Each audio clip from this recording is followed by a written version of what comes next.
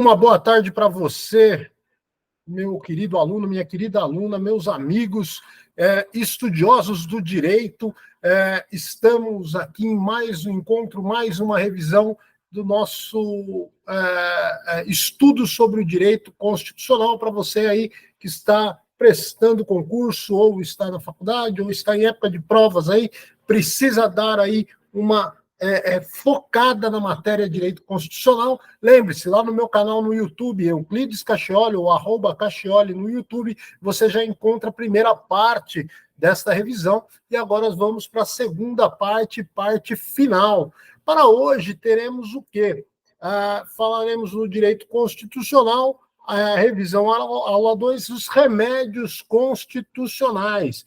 E nesta 1 hora e 15 minutos no máximo, tentaremos encerrar aí toda a matéria de direito constitucional para que no nosso próximo encontro foquemos em outras áreas do direito. Então, remédios constitucionais, temos lá, né, o habeas corpus, o habeas data, o mandado de segurança, o mandado de injunção e a ação popular, né? Mandado de segurança e a ação popular. Tá? Então, vamos ver aí cada um desses. Eu acho que eu compliquei um pouquinho aqui, mas vamos voltar lá. Só dá um ok aí se vocês estão vendo aí a matéria, se está transmitindo, né? E a gente continua, tá? Se alguém puder dar um ok aí, ó, tá funcionando, tá legal. Estou vendo aqui os slides, beleza? Bom, então vamos lá. O que são, então, os remédios constitucionais, né? Os chamados, então, remédios constitucionais são aqueles instrumentos, né, uma ação judicial previstas aí na Constituição Federal, que ela tem ali como objetivo impedir aí ou evitar a ilegalidade do poder constituído, seja o poder executivo, legislativo, judiciário, administrativo, né, que está atrelado a esses poderes. E eles decorrem aí dos direitos e garantias fundamentais, decorrem dos direitos e garantias fundamentais, as garantias constitucionais. São eles, então, né, o habeas corpus, né? Então, está aí na tela para vocês verem, nos slides, o dispositivo constitucional. Isso é importante vocês terem em mente, grifem isso aí no material de vocês, né? O habeas corpus, que ele garante aí a liberdade de locomoção. Então, toda vez que uma pessoa sofrer a violência aí, estatal, de ter a sua liberdade, a violação de sua liberdade de locomoção ameaçada, a hipótese de uma ilegalidade estatal, o remédio constitucional é aquele previsto no artigo 5º, inciso 68 da Constituição Federal, que fala lá, conceder-se habeas corpus sempre que alguém sofrer ou se achar ameaçado de sofrer violência ou coação de sua liberdade, né? E qual liberdade? A liberdade de locomoção. Por que ato? Um ato ilegal ou abuso do poder. E o habeas corpus, existem diferenças entre eles? Sim, temos modalidades do habeas corpus. Temos o chamado habeas corpus repressivo, né? Ou seja, a pessoa está presa e ela ingressa lá com o habeas corpus, é concedido, é dado a ordem de habeas corpus, e ela é colocada em liberdade. Então, ela age contra um ato já praticado. Ela almeja, de fato, a liberdade de outra pessoa que tenha sido cassado pelo abuso aí do poder ou pela ilegalidade do poder estatal. Existe também o habeas corpus preventivo, né, que é aquele utilizado nos casos que não houve a privação de liberdade. Então, está na ameaça de ser preso, tem ali o salvo-conduto para não ser preso. Vão prender fulano. Não, vão prender fulano. Fulano, ele demonstrou que aquele ato, aquela vontade estatal de prender é exacerbada, tem ali um quê de abuso, uma ilegalidade. Então, ele vai impetrar esse habeas corpus preventivo e, se ele tiver razão, será concedido a ele esse salvo-conduto, esse habeas corpus. Para você que está prestando o concurso, em 2024 teremos concurso, por exemplo, no STM, no Superior Tribunal Militar, né? Então a estrutura do Judiciário Militar Federal vai abrir concursos, então é muito comum cair matérias relacionadas ao direito militar, né? Então, coloque aí você que me acompanha, que é meu aluno do curso de Direito Militar, né? Lá no I9, na Faculdade Legal, no Venturo, na Unify e em tantas outras universidades aí que a gente tem aí a possibilidade de falar um pouquinho sobre o direito militar, né? Lembre-se, conforme o artigo 142, parágrafo 2º da Constituição Federal, né? Então, se cai lá na sua prova, o militar ele foi ali cerceado a sua liberdade em decorrência de uma prisão administrativa, ou está na iminência de ser preso administrativamente, em relação a uma transgressão disciplinar, a uma punição disciplinar. Cabe habeas corpus? A resposta correta é que não. Não cabe habeas corpus em relação às sanções disciplinares militares, as sanções militares. Tá? Então, em relação ao direito administrativo militar, as prisões aí, as punições militares, não caberá habeas corpus. Essa é a resposta. Não caberá habeas corpus em relação às punições militares, nos termos do artigo 142, parágrafo 2º, tá, da Constituição Federal. Tá? Próximo remédio, habeas data. Né? Habeas data, então, ele vai assegurar. Vamos lá para o nosso habeas data. Habeas data está lá no artigo 5º, inciso 72 da Constituição Federal, que fala que será concedido habeas datas para assegurar o conhecimento de informações da pessoa. Tá? Então, você tem lá uma informação, que a administração detém uma informação sobre você, e ela não quer te passar essa informação, o órgão público não quer passar a informação constante do banco de dados dele, você vai ingressar com habeas data. Ou você tem ali uma correção para fazer sobre algum dado seu, tem um dado seu que está errado. Você faz o pedido administrativo, o órgão público se nega, o autarquia, ele se nega aí a fazer essa prestação, né, esta correção, esta ratificação, não, esta retificação, retificar os dados, né, você ingressa com o pedido de habeas corpus. Então, segundo o inciso 72 da Constituição Federal, lá do artigo 5º, conceder-se-á, eu falei habeas corpus aqui, desculpa, habeas data, conceder-se-á habeas data para assegurar o conhecimento, certo? Das informações relativas à pessoa do impetrante, constantes nos registros ou bancos de dados das entidades governamentais ou de caráter público. A linha B, lá, para retificação de dados, quando não se prefira fazê-lo por processo sigiloso, judicial ou administrativo, certo? Uma observação, né? Tanto o habeas data quanto o habeas corpus, e observações sempre são importantes, né? Então, tanto o habeas data quanto o habeas corpus são gratuitos, tá bom, pessoal? Tanto o habeas corpus quanto o habeas data são gratuitos, tenham isso em mente, tá? Vamos lá, então, mandado de injunção. O que é esse mandado de injunção? É importante sabermos? Sim, é importante sabermos. O mandado de injunção está lá no artigo 5º, inciso 71 da Constituição, que fala assim: conceder-se-á mandado de injunção,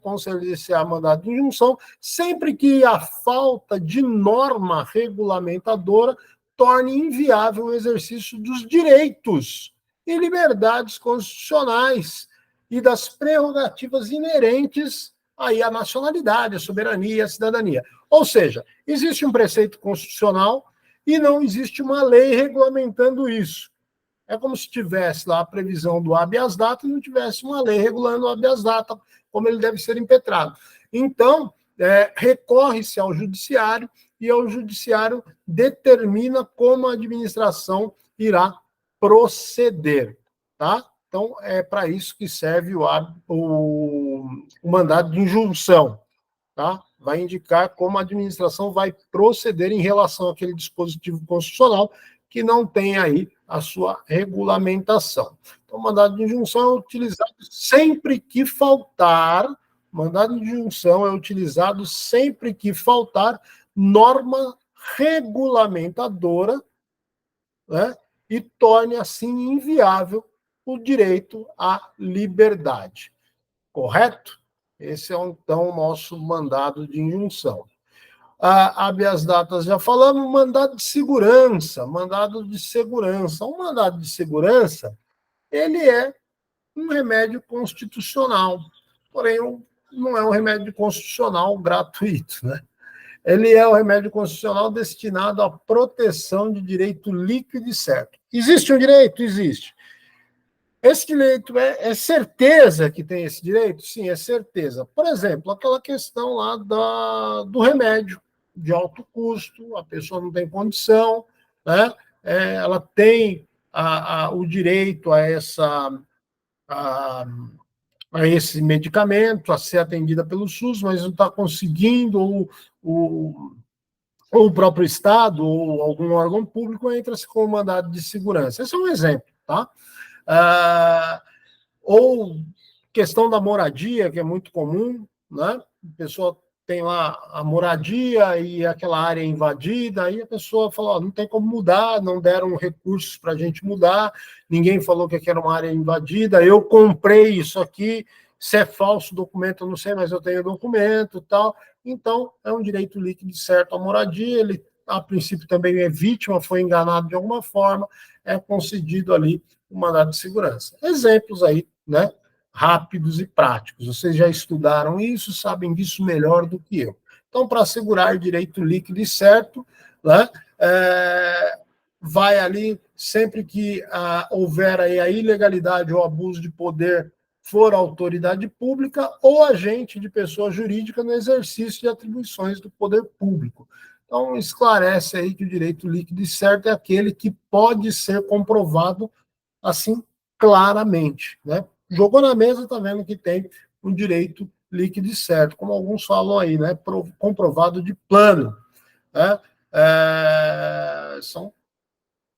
Tem provas, tem o documento, né? Está lá na Constituição, no artigo 5º, inciso 69, conceder-se-á mandado de segurança para proteger direito líquido e certo, não amparado por habeas corpus e não amparado por habeas data, quando o responsável pela ilegalidade ou abuso de poder for autoridade pública ou agente de pessoa jurídica no exercício da atribuição de poder público.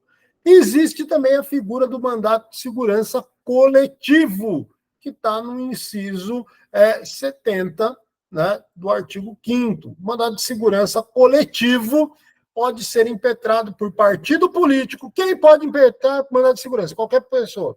Quem pode impetrar mandado de segurança coletivo? Partido político com representação no Congresso Nacional. Tem que ter deputado, tem que ter senador. Organização sindical, entidade de classe, associação legitimamente constituída e que funcione há pelo menos um ano e que ela tenha como aí objetivo a defesa dos interesses dos membros ou dos associados. Tá? Mandado de injunção, nós então já falamos, né? Mandado de injunção, e vai por último a ação popular. Ação popular ela pode ser proposta por qualquer cidadão. Quem pode propor ação popular? Qualquer cidadão? Sim, qualquer cidadão. Qual é o objetivo dessa ação popular? Né? O objeto dela vai ser anular um ato lesivo ao patrimônio público. Então, eu estou vendo a violação, estou vendo um ato lesivo, estou vendo que aquela sabe, ato do governo pode gerar um prejuízo ao patrimônio público, então eu ingresso com a lesão popular, com a ação popular, para evitar o ato lesivo. Ou entidade de que o Estado participe. Né? Então, um ato lesivo ao patrimônio, ao ato lesivo a uma entidade de que o Estado participe, né? Uma empresa pública, uma organização, uma associação, cujo Estado também é parte. A moralidade administrativa, então a gente sabe que está tendo desvio de verba, está tendo isso, está tendo aquilo. Qual é o mecanismo? Qual é a ação? A ação popular. Né? Para a defesa do meio ambiente, né? Porque é um direito difuso, né? Então, a defesa do meio ambiente, para preservar aí, defender o patrimônio histórico. Vai ter uma obra, essa obra pode gerar um impacto que destruir um prédio tombado pelo patrimônio histórico. Opa, não, vamos entrar com a ação popular para embargar essa obra aí e que seja feito melhores estudos de engenharia para que não haja aí a destruição do patrimônio histórico e cultural da cidade ou do país, né? Ficando o autor, salvo comprovada má-fé, isento das custas de sucumbência. Tá lá no artigo 5º, 73. Qualquer cidadão é parte legítima para propor uma ação popular, o nome dela já diz, ação popular, que vise anular o ato lesivo ao patrimônio público ou de entidade de que o Estado participe, para defender aí a própria entidade, a moralidade administrativa, o meio ambiente, o patrimônio histórico e cultural, e se não tiver má fé, não tem que pagar honorários, tá? Então, falamos aí sobre os remédios constitucionais, tá? Então, mandado de segurança, habeas corpus, habeas data, mandado de injunção, ação popular, tá? Análise do texto constitucional está aí, né, para a gente verificar. Artigo 5º, todos são iguais perante a lei, sem distinção de qualquer natureza, garantindo-se aos brasileiros e aos estrangeiros residentes no país a inviolabilidade do direito à vida, à liberdade, à igualdade, à segurança e à propriedade nos seguintes termos. Aí, o 34. São todos assegurados, independente do pagamento de taxa, o direito à petição aos poderes públicos em defesa de direitos ou contra a ilegalidade ou abuso de poder. B. A obtenção de certidões em repartições públicos para a defesa de direitos e esclarecimento de situação de interesse pessoal. Inciso 68, conceder-se-á habeas corpus sempre que alguém sofrer ou se achar ameaçado de sofrer violência ou coação em sua liberdade de locomoção ou ilegalidade. 69, conceder-se-á mandado de segurança para proteger direito líquido e certo, não amparado por habeas corpus e habeas data. Inciso 70, o mandado de segurança coletivo pode ser impetrado por partido político com representação no Congresso ou por organização sindical, associação de classe, associação constituída há pelo menos um ano em defesa dos interesses dos seus membros. 71, conceder-se-á mandado de injunção sempre que a falta de norma regulamentadora torne inviável o exercício dos direitos e das liberdades constitucionais. Não existe lei, então o judiciário vai dizer como será aplicado aquele dispositivo constitucional.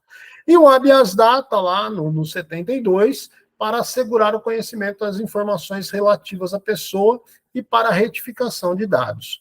73, qualquer cidadão é parte legítima para propor a ação popular e anular, assim, ato lesivo ao patrimônio público, à moralidade, ao meio ambiente, ao patrimônio histórico, cultural, ficando o autor, salvo comprovada má-fé, isento das custas, tá?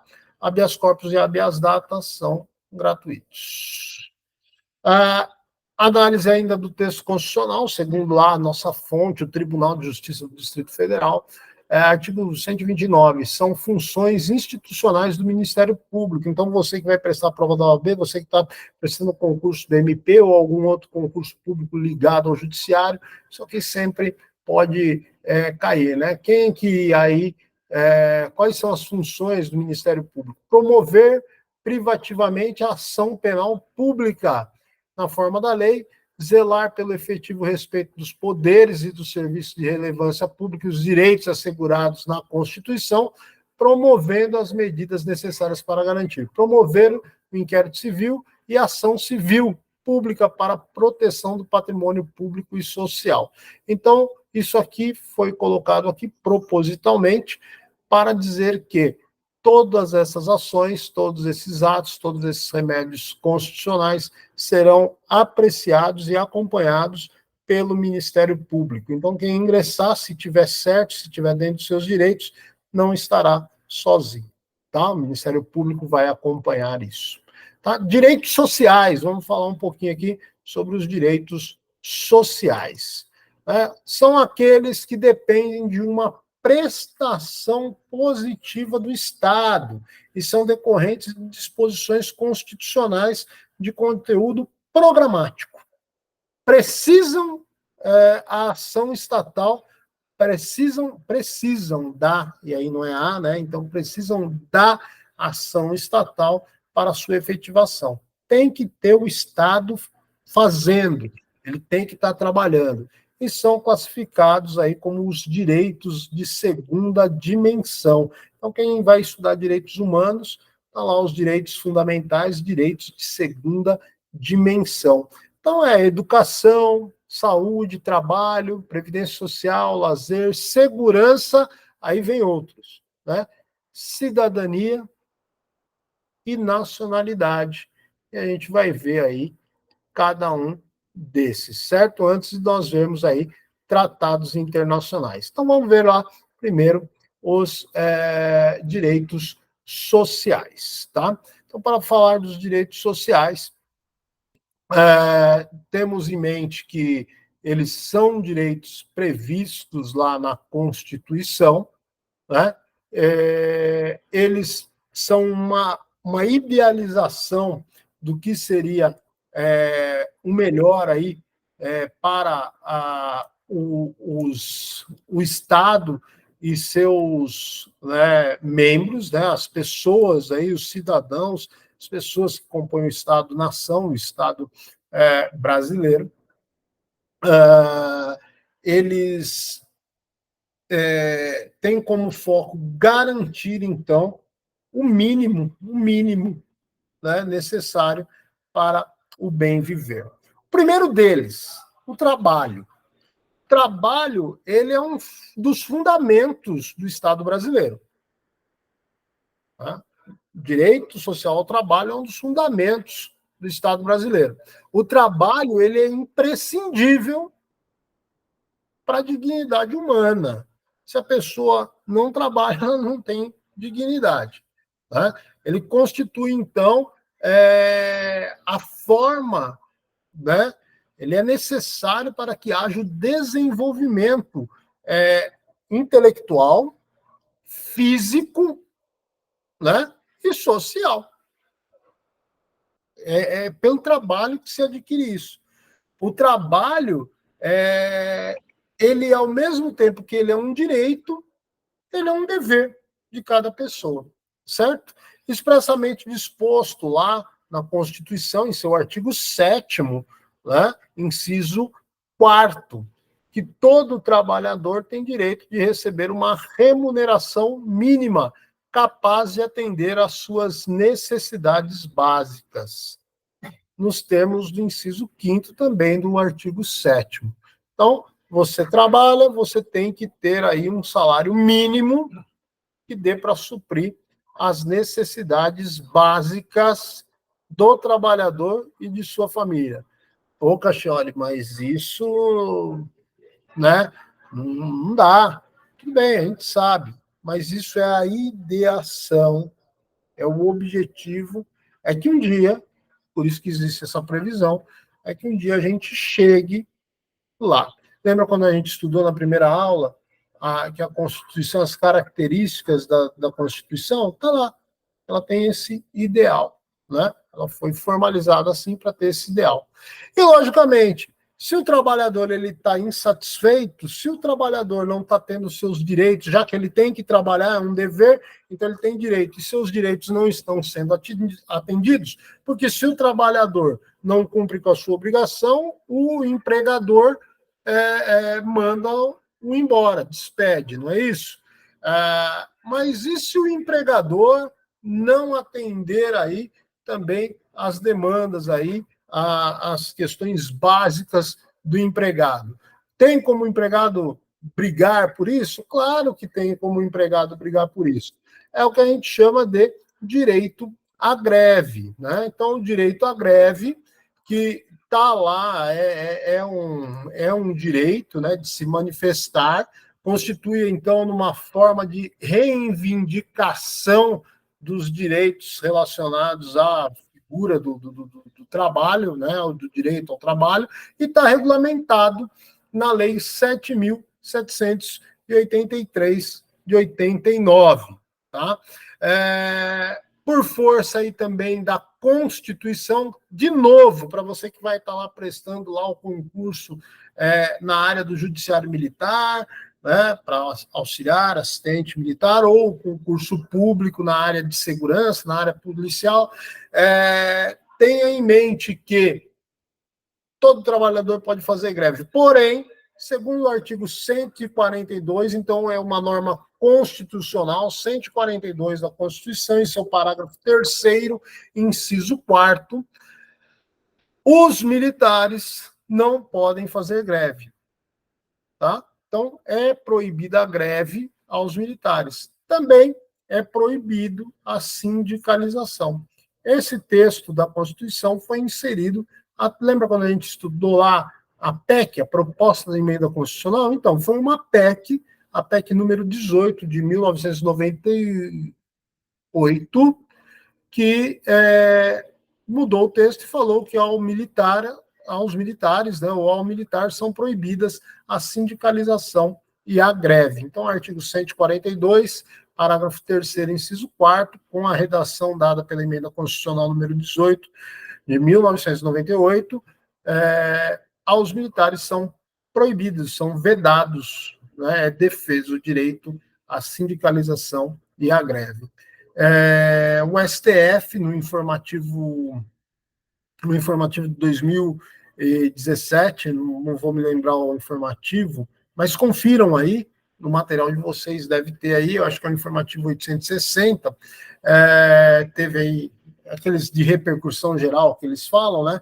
O exercício do direito à greve sobre qualquer forma de modalidade é vedado também, por isso que eu falei das carreiras policiais como um todo, né? Porque também é vedado aos policiais civis e a todos os servidores públicos que atuem diretamente na área de segurança pública.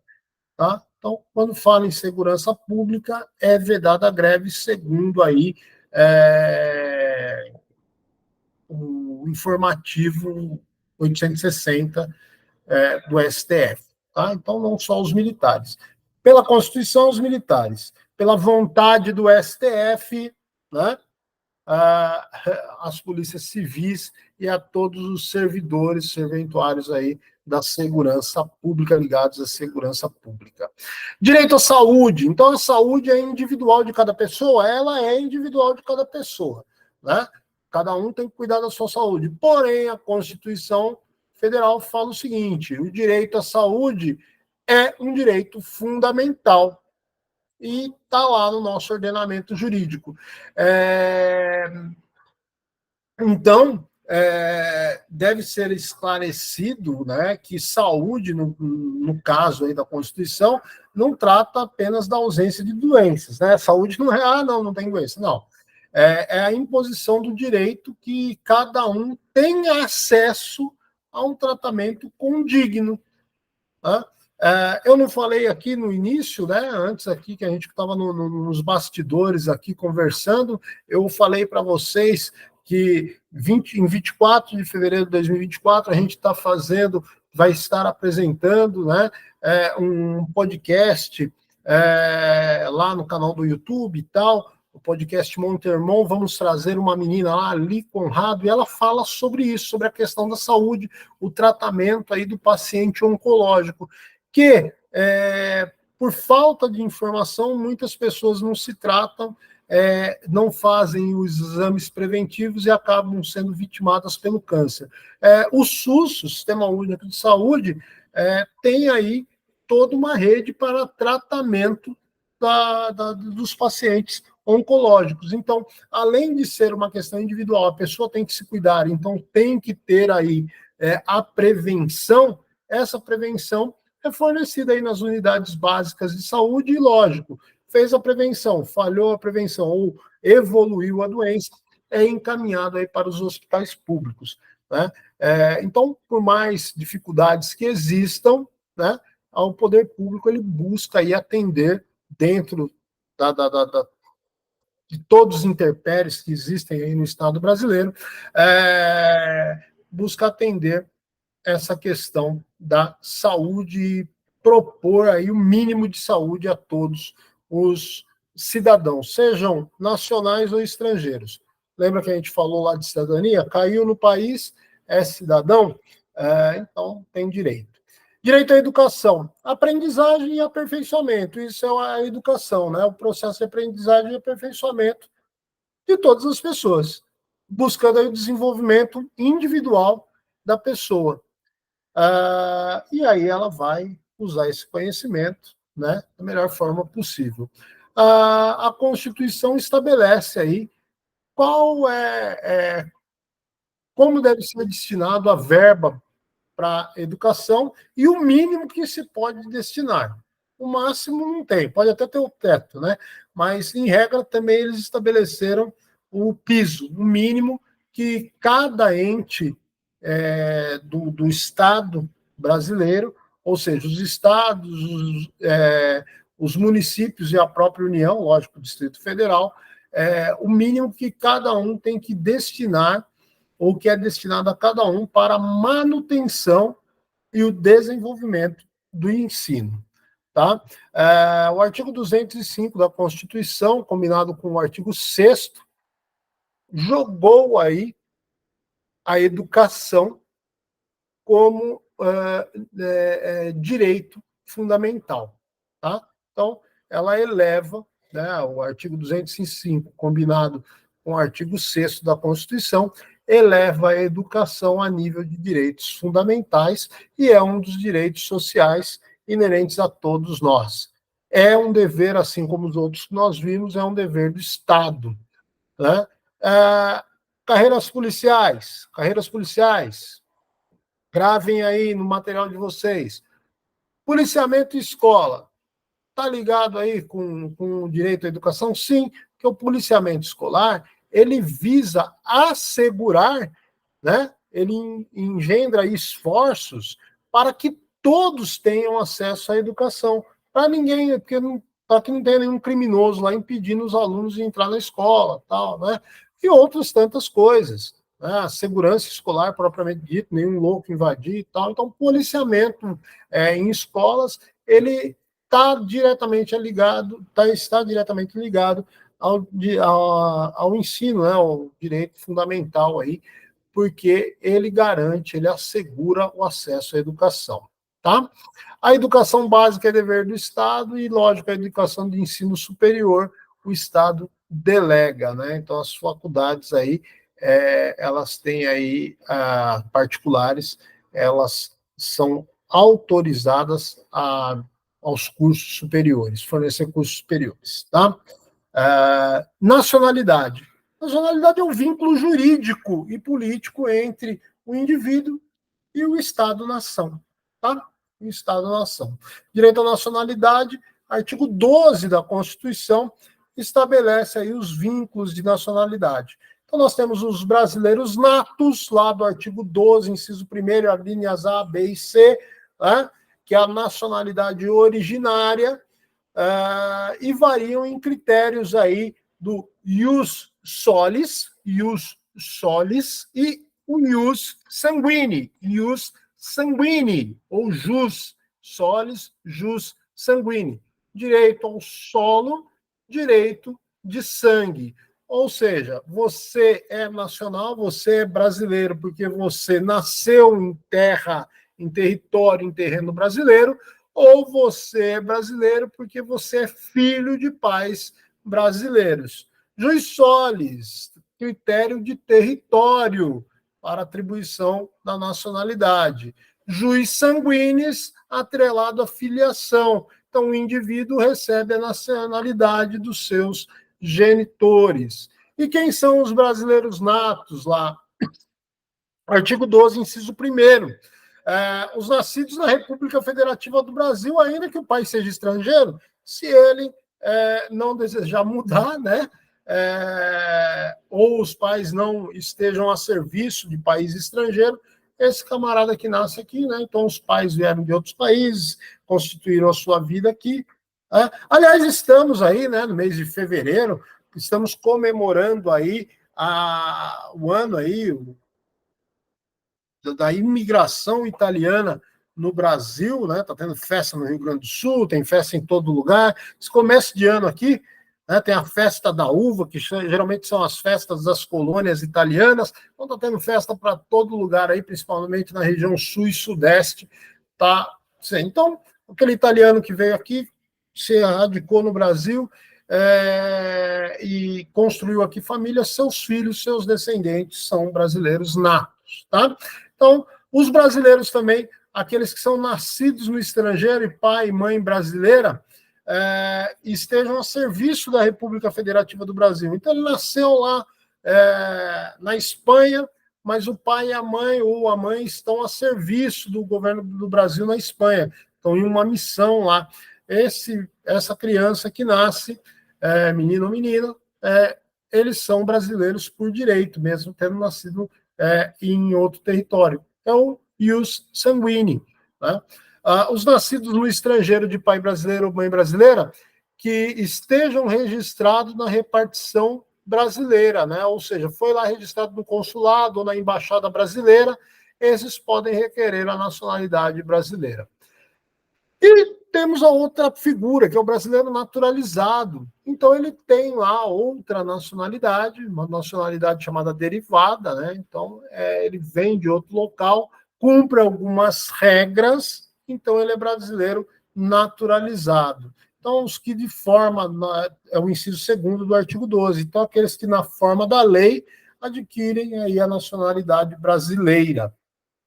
Os portugueses com residência permanente no Brasil, se houver reciprocidade, né, a favor dos brasileiros lá em Portugal, podem requerer aí a naturalização brasileira, tá? Não vai ser brasileiro nato, mas vai garantir mais fácil do que os outros. A lei não poderá estabelecer distinção entre brasileiros natos e naturalizados. Quem que pode estabelecer essa distinção? Somente a Constituição Federal. A lei determinou que brasileiro naturalizado não pode exercer tal cargo. Não, isso não pode, porque foi a lei.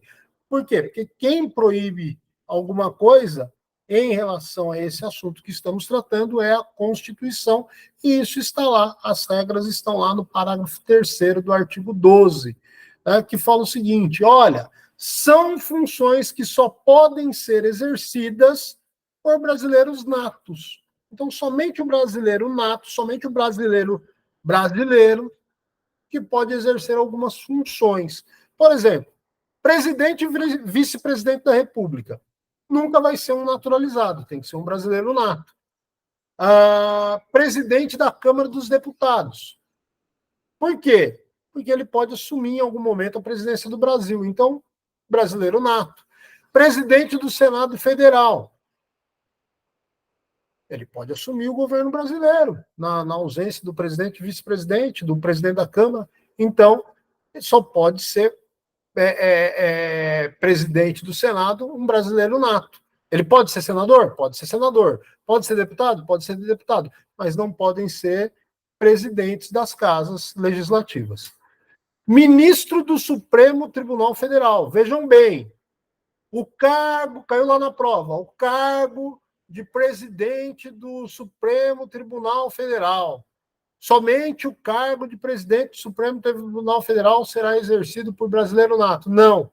Nenhum ministro do STF pode ser estrangeiro.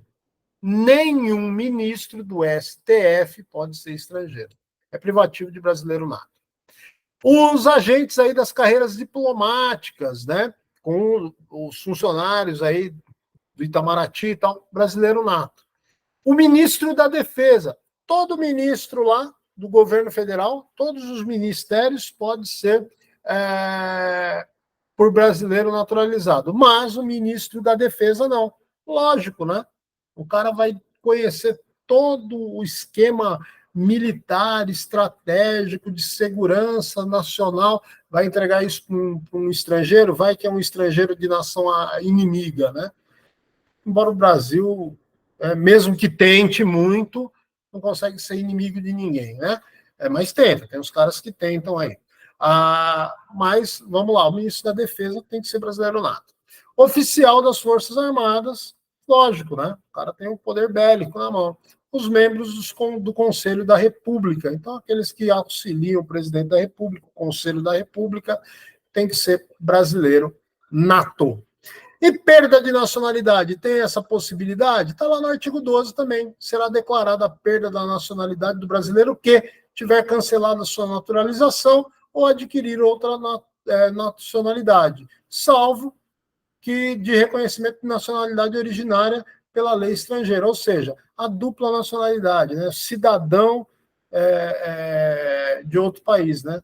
Ganhei cidadania espanhola, ganhei cidadania italiana, ganhei cidadania portuguesa. Tudo bem, mas você não perdeu a sua nacionalidade brasileira, tá? Imposição de naturalização por norma estrangeira. Se você está aqui, você tem que se naturalizar. Aí, então, você perde a naturalidade brasileira. Direitos da cidadania. A gente tem que descobrir, já falamos isso, quem é cidadão. Então, o cidadão é um indivíduo qualquer que mora na cidade. E como integrante dessa polis, né, dessa cidade, ele tem direitos aí civis e políticos. Quando a gente vai fuçar de fato o que é cidadania, né, cidadão é aquele que tem a capacidade de participar de decisões políticas, né? Pelo estudo,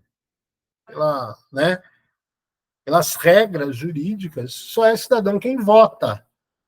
Então, preso, condenado, ele tem o título de eleitor recolhido, durante aquele período ele não é cidadão, né? Porém, né, você tem lá o seu título de eleitor cassado, você não é cidadão, né? Mas, tanto é que a doutrina fala, né, a aquisição da cidadania, ela vai acontecer quando do alistamento eleitoral na forma da lei, né, diante a qualificação da pessoa e a sua inscrição como eleitor perante ao órgão da Justiça Eleitoral, perante a Justiça Eleitoral, né? E ela é obrigatória para os brasileiros maiores de 18, né?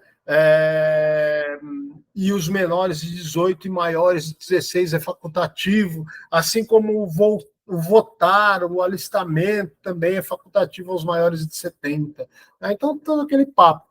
Mas, em regra, quem é cidadão? Todo mundo que está aqui no Brasil. Está no Brasil, naquele momento é cidadão. Tanto é que a máxima, nossa não, né? Mas a máxima aí de quem trabalha aí na área policial vai fazer lá a busca pessoal, precisa abordar o indivíduo, vai chegar lá e cidadão, né? Ele não vai falar, rapaz, tem uns que falam, né? Mas, cidadão, parado, de costa para mim, mão na cabeça, aquele papo todo, né? Que o pessoal sabe como funciona. Existe uma regra, não é nada inventado, existe um procedimento para se fazer isso. Então, a fim de não infringirmos direito de ninguém, nem de brasileiros, nem de estrangeiros, chamamos todos de cidadão. Juridicamente, tá? Tratados, já para a gente ir para os nossos minutos finais desse nosso segunda e última aula de revisão, conceito de tratado, né? Então, o Brasil, a gente sabe que ele é signatário de diversos tratados, né, e convenções. Então, de forma bem resumida, tratados aí, ou chamados tratados internacionais, ou convenções internacionais, são os acordos internacionais juridicamente firmados, e eles são obrigatórios e vinculantes. E tem um princípio do direito que chama pacta, então, ó, pacta, né, sunt, né, servanda, pacta sunt servanda, que é aquele princípio jurídico de obrigatoriedade das partes que assinaram o contrato. O contrato faz lei ante as partes, né? Servanda sunt. Então, entre as partes, o que? O pacto. O contrato faz lei entre as partes. Pacta sunt servanda. O contrato faz a lei entre as partes. É o antigo fio do bigode, né? Então, estados soberanos, organizações internacionais, ou o próprio Vaticano, doravante chamado aí de Santa Sé, né? Não confundam com Praça da Sé, mas a Santa Sé, o Vaticano, né? O Estado do Vaticano e outros estados soberanos, e organismos internacionais como a OTAN, algum outro órgão da ONU, ou a própria ONU, né? Podem firmar aí esses acordos e tratados entre si, né? São partes legítimas.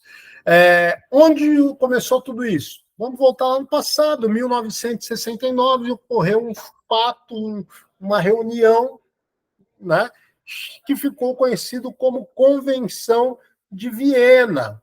E essa Convenção de Viena serviu aí como disciplinou aí o processo de formação dos tratados, né? E servindo como o tratado dos tratados. Então, o grande acordo feito entre as nações foi a Convenção de Viena, e definiu, então, esse termo, tratado.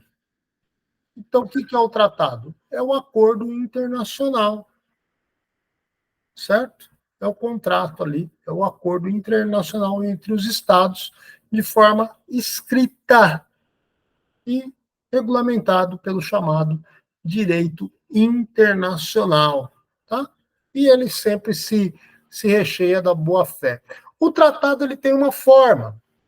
Lembra da Constituição, que a gente tinha o preâmbulo, os princípios lá dogmáticos e os atos das disposições constitucionais transitórias? Então, o tratado segue ali uma regrinha também.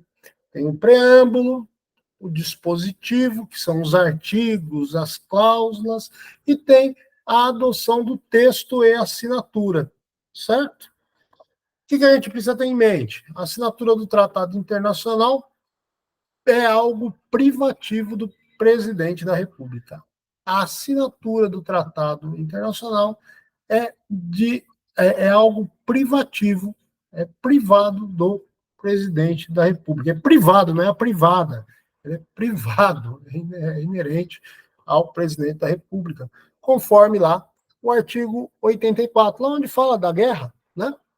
Está lá também no artigo 84, só que no inciso 8º da Constituição, fala lá que o presidente vai assinar.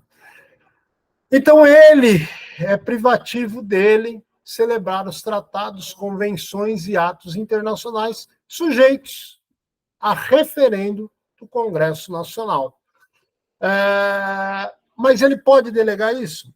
Pode, né? Ele pode delegar isso a alguém de confiança, membro do governo, né? Então, a pessoa vai ser designada para isso, e ele vai se chamar de plenipotenciário.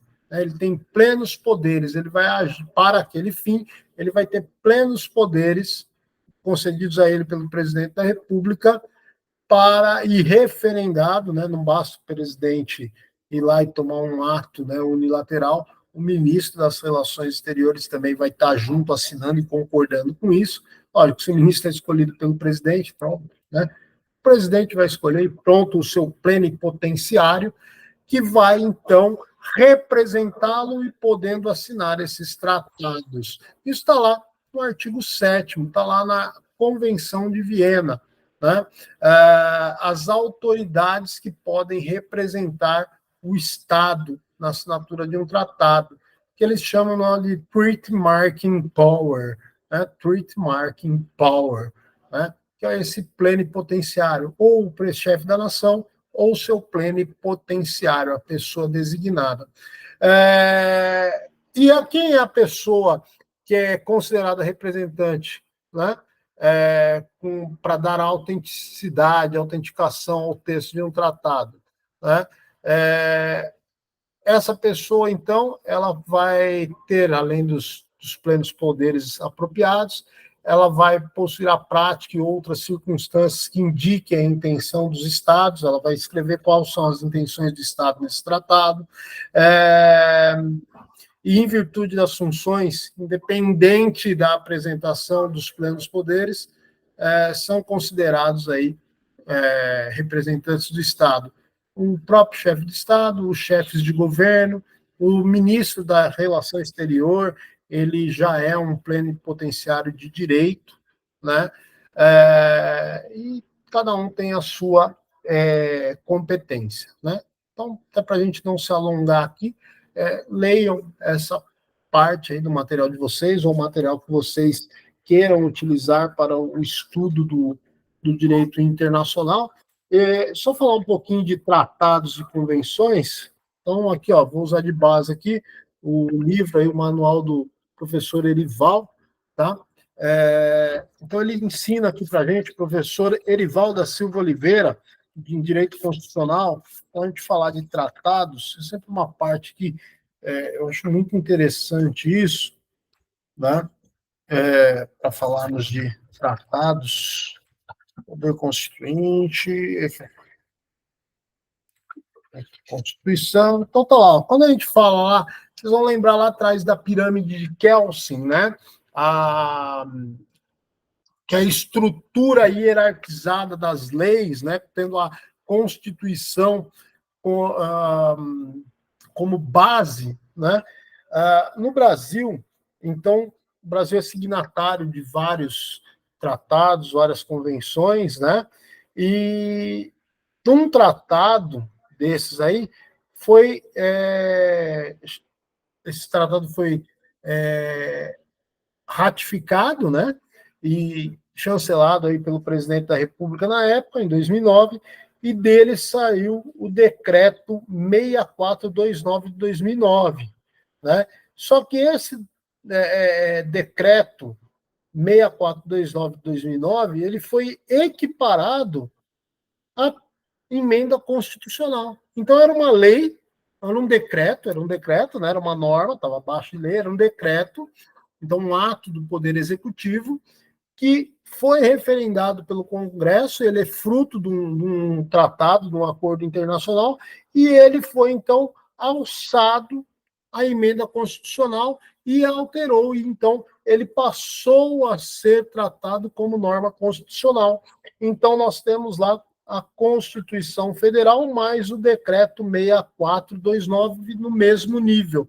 Esse decreto trata aí da pessoa com deficiência. Então, quando a gente fala aí da pessoa com deficiência, a gente tem como exemplo, a gente está falando de violar o direito da pessoa com deficiência, a gente está falando de violar uma norma constitucional. Tá bom? Então, esse é um exemplo do que pode acontecer com um tratado. Então, o processo de formação dos tratados vai ter lá o executivo, o legislativo, o executivo lá no presidente ou o ministro da Relação Exterior assina esse tratado ele tem lá o chamado aceite provisório, que vai ser fruto de apreciação do Congresso, né? Poder Legislativo, Congresso, e se ele for aprovado, ele é ratificado. O Congresso aprovou? Aí, de fato, o presidente ratifica, assina e começa a gerar os efeitos dentro do território. O artigo 21 da Constituição fala que a competência é exclusiva da União de manter as relações com os estados estrangeiros. Né? E o artigo 84, já falamos isso, lá no seu inciso 8º, estabelece o presidente como com competência privativa aí para esses contratos, ou o ministro da Relações Exterior ou um plenipotenciário, mas é o presidente da República. Tá? A hierarquia da Constituição dos tratados, quando falamos em direitos humanos, né? Então, os tratados de direitos humanos são internacionais, claro, dependem da forma de aprovação pelo rito ordinário. Então, vai seguir lá o passo a passo, que está lá no artigo 5º, parágrafo 3º da Constituição, e ele pode ser de ordem supralegal. E o primeiro caso aí vai ter essa forma aí para poder ser alçado aí ao texto constitucional. Tá? A posição hierárquica dos tratados internacionais de direitos humanos dependem da forma de aprovação pelo rito ordinário ou especial, segundo a Constituição, e podendo ser de ordem supralegal, quando ele é no rito ordinário. Ou ele vai ser de ordem constitucional, aí ele precisa do rito especial. Agora eu acho que eu consegui melhorar o que eu quis dizer aqui, me desculpe. Fiquem atentos. Se o tratado ele não for sobre direitos humanos, eles só podem ser ratificados pela via ordinária, tá? Ingressando no ordenamento jurídico brasileiro como lei, tá? Agora, se ele for tratado de direitos humanos, ele vai seguir o rito especial e aí ele pode ter força constitucional. Pessoa com deficiência, direitos humanos, tá bom? Vamos continuar aqui. Desculpem, tocou o telefone aqui. Depois eu retorno essa ligação, então me perdoem aí, pessoal. Vou dar um ok aqui. Controle de constitucionalidade das leis, analisando de forma global, então, aí, todo o nosso sistema, temos lá a Constituição, as normas infraconstitucionais. E seguimos lá, a nossa referência foi lá a Constituição norte-americana.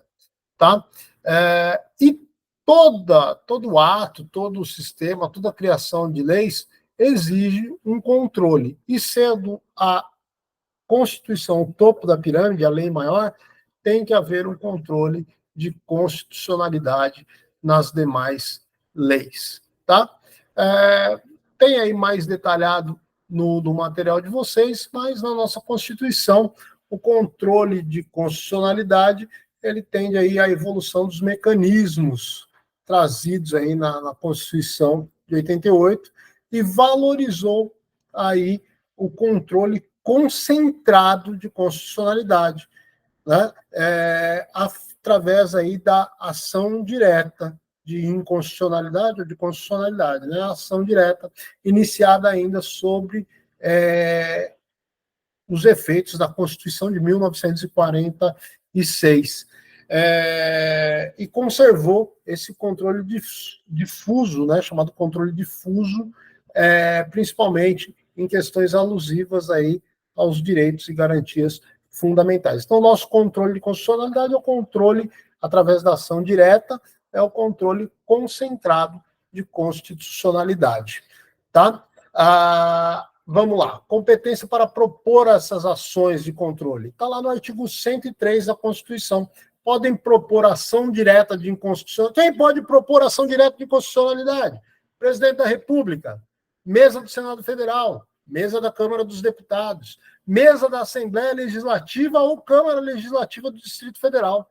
governador do Estado do Distrito Federal, procurador-geral da República, Conselho Federal da OAB, partido político com representação lá no Congresso, a confederação sindical ou entidade de classe em âmbito nacional, tá? Artigo 103, incisos, tá? Competência para julgar essas ações. Está no artigo 102 e compete ao STF, compete ao Supremo Tribunal Federal. Ele é o guardião da Constituição, então compete a ele a guarda da Constituição e ele vai processar, então, e julgar originariamente a ação direta de inconstitucionalidade de lei, de um ato normativo federal ou do Estado, e a ação declaratória de constitucionalidade de lei ou ato normativo.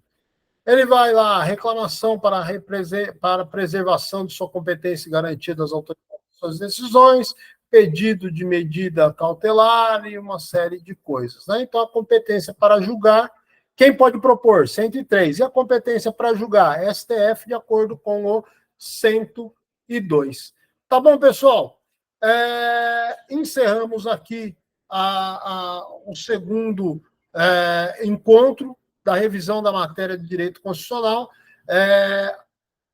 Isso aí, só uma ideia de como estudar e algumas coisas que temos que ter em mente. Espero ter contribuído com vocês aí nessa jornada aí. E peço que estudem, né, que leiam o material de vocês, acompanhem a aula lendo o material, os artigos citados, e com certeza, né, vocês terão sucesso aí no objetivo de cada um de vocês. Obrigado por estarem comigo aí nessa 1h20. Até o nosso próximo encontro, falando aí em outras áreas do direito.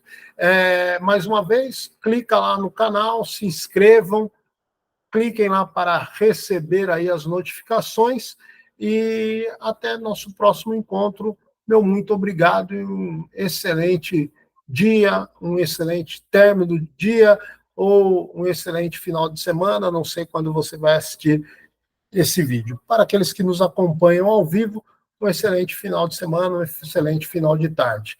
Até mais, pessoal. Muito obrigado.